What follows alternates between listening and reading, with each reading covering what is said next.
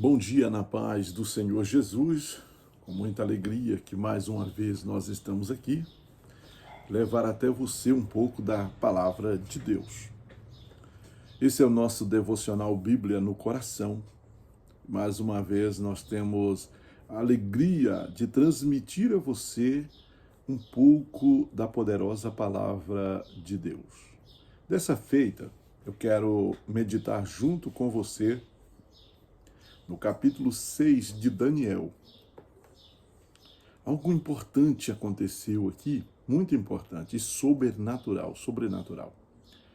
Mas em primeira instância, em primeiro lugar, o capítulo começa com um versículo dizendo que pareceu bem a Dário constituir sobre o reino 120 presidentes que estivessem sobre o seu reino.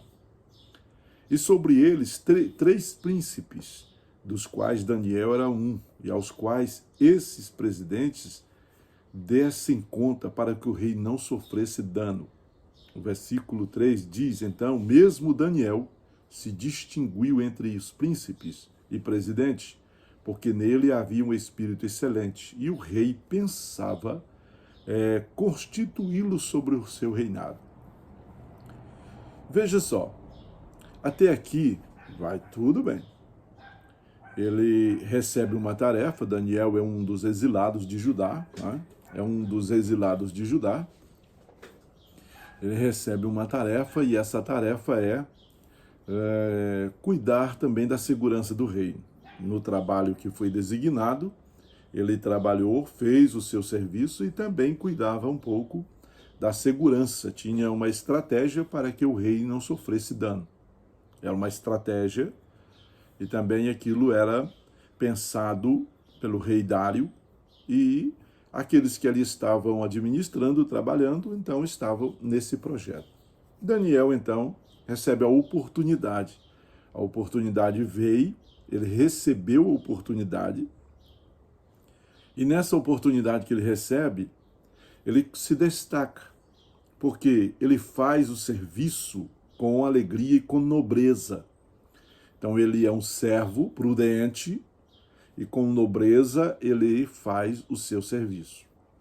E ele vai se distinguindo, crescendo. Ele colocou 3 príncipes, um era Daniel e outros 2. Mas quando chega a um determinado momento em que o inimigo está camuflado, escondido e não quer ser revelado, mas algo começa a fugir, né, das mãos dele. E esses que aqui estavam, até o texto sagrado mais na frente, dizem que todos, 120 províncias, né, todos, a Bíblia é clara em dizer que todos os príncipes dos reinos, prefeitos, presidentes, capitões, governadores tomaram conselho a fim de estabelecer um edito real que fizerem firme este mandamento, que qualquer que no espaço de 30 dias fizesse uma petição a qualquer deus, a qualquer homem, que não fosse o rei, seria lançado na cova dos leões. Então, todos estavam. 120 províncias, se reuniu muitos homens, com seus auxiliares, com seus assessores, e eles trabalharam, se reuniram e trabalharam para tirar Daniel. Então, Daniel, para eles, era uma pedra no caminho, era um tropeço para eles. Daniel, para eles, era um problema que eles viam e eles queriam, de fato e de verdade, galgar as montanhas que eles tinham escolhido, e no meio dessa jornada tem um príncipe chamado Daniel. Esse Daniel, o passado dele é um passado de guerra, é um moço que veio jovem para Babilônia, né? Trazido por Nabucodonosor, e numa parte daquela que ele venceu Judá e conquistou, matou os pais e trouxe ali esses meninos. E os meninos ele escolheu dentre eles porque eles eram nobres. E aí está o Daniel servindo como príncipe no segundo reino. Já no segundo império, passou do primeiro império e agora está no segundo, e ele está servindo como príncipe, e ele se destaca no meio dos outros. E a Bíblia é clara em dizer que estava sobre ele o Espírito de Deus. Essa é uma verdade. O destaque aqui não é do homem, é de Deus. A posição de glória é do homem, é de Deus, não do homem. Aleluia. Sempre será de Deus e nunca do homem. Então essa oportunidade é Deus que está dando ao homem. E Deus deu oportunidade, ele abraçou a oportunidade e agora ele está crescendo. E nesse momento em que ele passa a ter um crescimento verdadeiro, aí se reúne multidões. E essas multidões de 120 províncias, aí esse povo da Babilônia, do conselho, muita gente estavam ali com o intuito de destruir Daniel. Mas eu quero te dizer que há inimigos na sombra. Eles trabalham oculto, escondido, eles usam pessoas. São espíritos malignos, são demônios. Mas há pessoas também que se camuflam, se escondem e colocam pessoas. Às vezes o que vai assumir a linha de frente, a dianteira, talvez é um tolo. A palavra mais correta é essa, é um tolo, que não tem um conhecimento da gravidade daquilo que vai ocorrer, mas está em nome de alguém, em nome de um grupo, em nome de uma pessoa, em nome de alguém que vem com o intuito de ressuscitar ali do inferno perseguições malignas para destruir aquele que está trabalhando, fazendo algo com nobreza para o grande e poderoso Deus.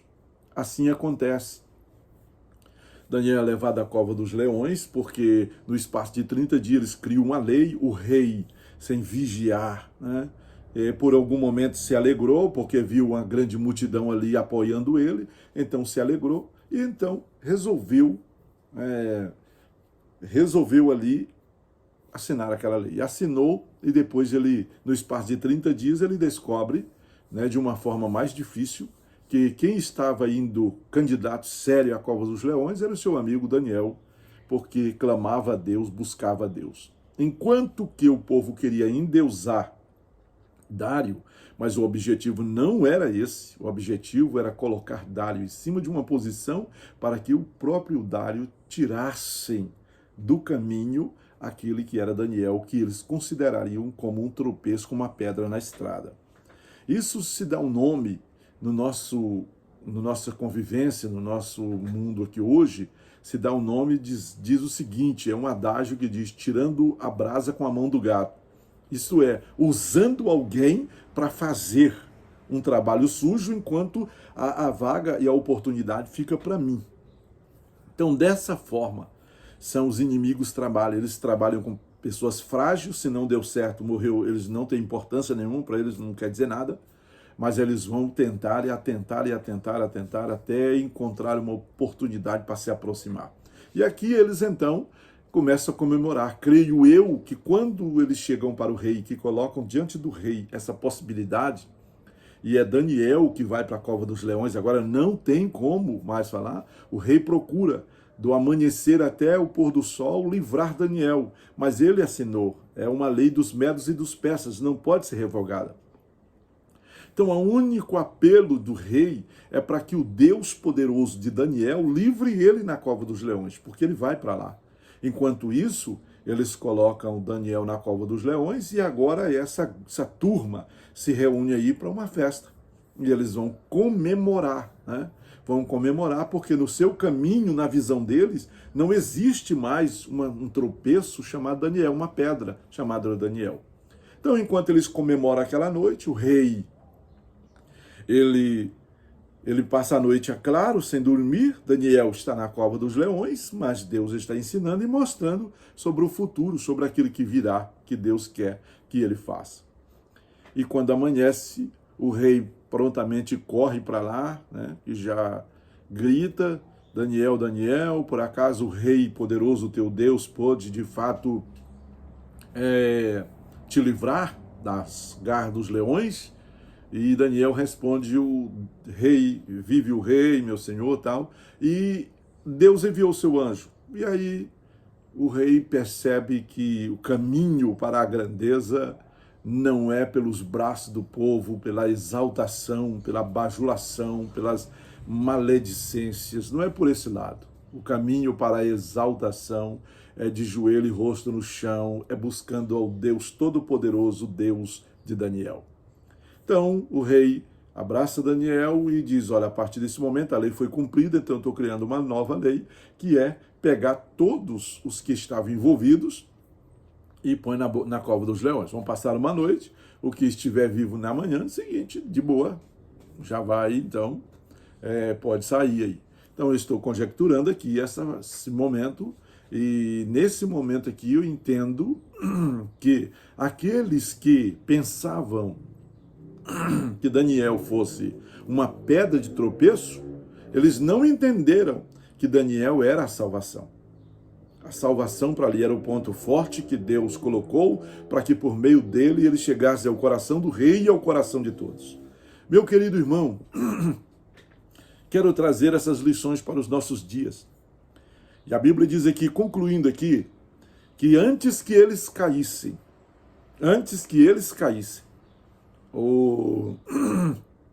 os leões devoraram. Mas aqui eu penso que eram 120 províncias, era muita gente. Os leões não tinham condições de comer todas as pessoas rápido. Não estou subestimando, não sei quantos leões tinha lá, mas sempre, como eu disse, tem o tolo que despercebido entra e o problema cai sobre as suas costas. O problema caiu sobre as costas de alguns, aqueles a que ele nomearam os líderes, né, para que alcançasse o cargo de Daniel que estava em votação. E na verdade, enquanto eles pensavam no cargo de Daniel, quem estava vazio não era o cargo de Daniel, era a cova dos leões. Então é isso. Mas eu quero trazer para os nossos dias e refletir com você algumas coisas. Primeiro que tudo, que há um Deus vivo, eterno e soberano. E esse Deus é dono de todas as coisas. O rei Dario aqui escreve mais na frente. E ele diz que a esse Deus se deve prostrar todo o joelho e toda a língua confessar e glorificar que esse é o único que é digno de honra, adoração, louvor para sempre, e também que ele governa o reino dos homens. Então é essa ação. Então assim, há um Deus, e esse Deus é soberano. A esse a quem devemos honrá-lo, glorificar e exaltar. E é esse que eu estou chamando a sua preciosa atenção, para que você entenda, a sua vida pode ser regida por Deus ou governada pelo pecado.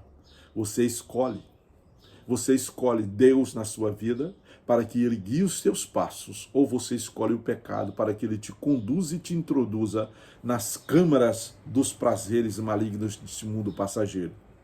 Mas lembre-se de uma coisa, essa jornada com Deus, ela tem isso aqui. Muitos se levantarão porque Deus está te trazendo anonimato, Deus te traz da sombra e te coloca sobre a luz. Deus te dá uma oportunidade. Nessa oportunidade você trabalha. E ao trabalhar para Deus, ao trabalhar ali, você está trabalhando para Deus, e esse seu trabalho, ele vai expandir, vai crescer. Você vai fazer com alegria, você vai fazer com nobreza. E mesmo que seja um trabalho secular, mas nesse trabalho secular está a sua pessoa, e você representa um Deus soberano, há um Deus grande e eterno, e você está representando ele. Então ele vai progredir, crescendo. Os inimigos, muitos dele, estão ali caminhando contigo, comendo contigo, glorificando, dando louvores, fazendo muitas ruaças, e sempre vão dizer, estamos do teu lado e não abrimos para nada. Nós estamos contigo e nem 1 milímetro nós redamos o pé, nós somos seu companheiro, somos amigo.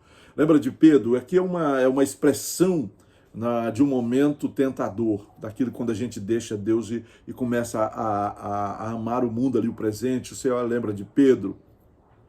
Pedro disse, estou pronto aí contigo até para a morte, um negócio que é 90, sabe?